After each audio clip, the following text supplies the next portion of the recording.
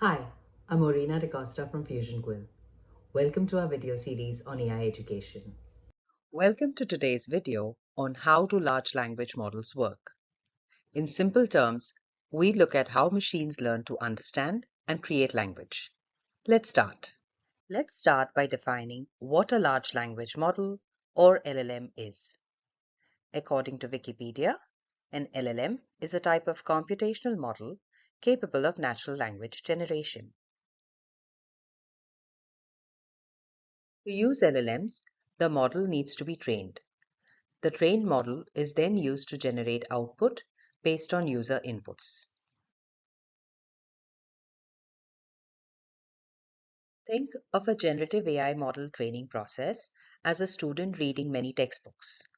Over time, the student learns patterns, rules, and relationships from the content in those textbooks, but doesn't memorize everything word for word. When the AI is asked to generate content, it is just like a student who writes an essay based on their understanding to produce something new. It doesn't generate exact copies from its textbooks, but uses the patterns it studied to create fresh, unique outputs. Let's take a look at how a large language model is trained. First, the model is fed a large dataset of text. This can include books, articles, websites, or even programming code. The more diverse and expansive the dataset, the better the model can generalize language patterns.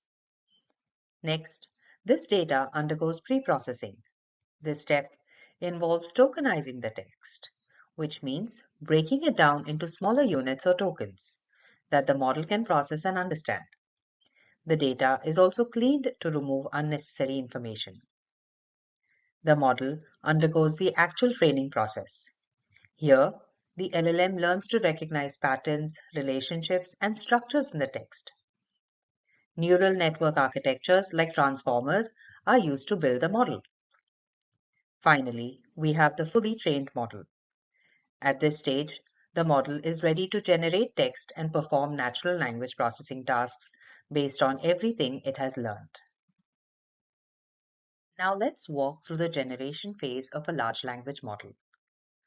The process begins when the user provides a prompt or question in natural language. This could be anything from a simple query to a more complex request. Next comes tokenization. The model breaks down the input into smaller pieces called tokens. These could be individual words, parts of words, or punctuation marks. Then, the model moves to contextual understanding. It analyzes the tokens based on the patterns it learned during training and recognizes the meaning by looking at how the tokens relate to one another and their positions in the sentence. After that, the model begins the prediction of the next token.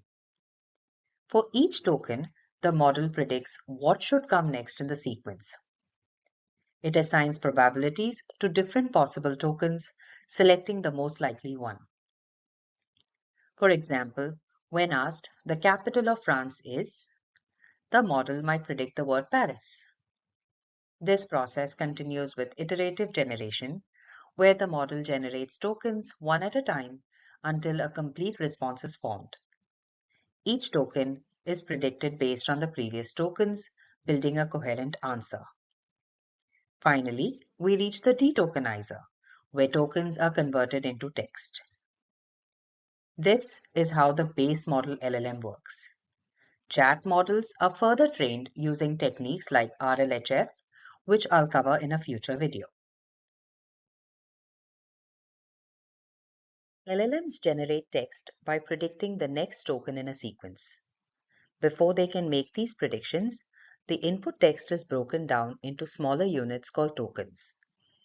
A token can be a word, part of a word, or even punctuation, and it's the fundamental unit that the model uses to process and generate language. Once the input is tokenized, the model assigns probabilities to the possible next tokens based on patterns it learned during training. It selects the token with the highest probability to continue the sequence. This process is repeated token by token to build a coherent and relevant output. Subscribe to our channel for more in-depth videos on tokenization, transformers, and more details on LLMs.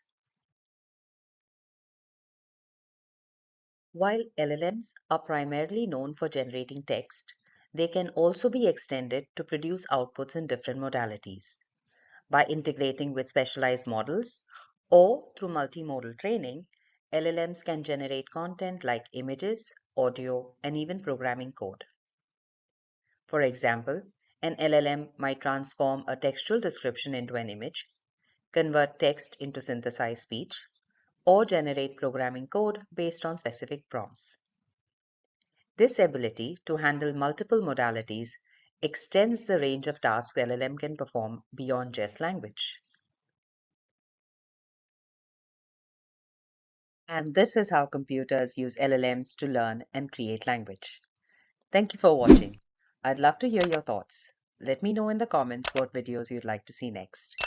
And if you enjoyed this video, don't forget to give it a like, subscribe to the channel, and hit the notification bell so you never miss an update.